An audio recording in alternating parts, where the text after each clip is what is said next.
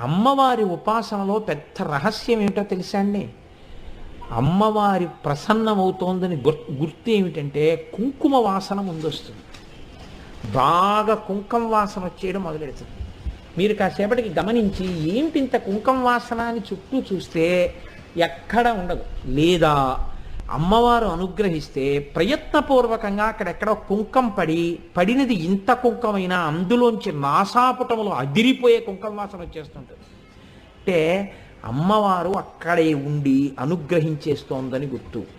ఇది ధ్యానమగ్నులైన వారికి మాత్రమే తెలుస్తుంది ఈ రహస్యం. కాబట్టి అమ్మవారి అనుగ్రహం ఒకటి లోకంలో మీరు బాగా జ్ఞాపకం పెట్టుకోండి, హనుమ యొక్క అనుగ్రహం ఒకటి. ఈ రెండు చాలా తొందరగా వచ్చేస్తాయండి, చాలా తొందరగా కనపడతాయి. ఎక్కువ సమయం పట్టదు, చాలా తొందరగా అమ్మవారు అనుగ్రహించేస్తుంది. తల్లి తల్లే, అమ్మ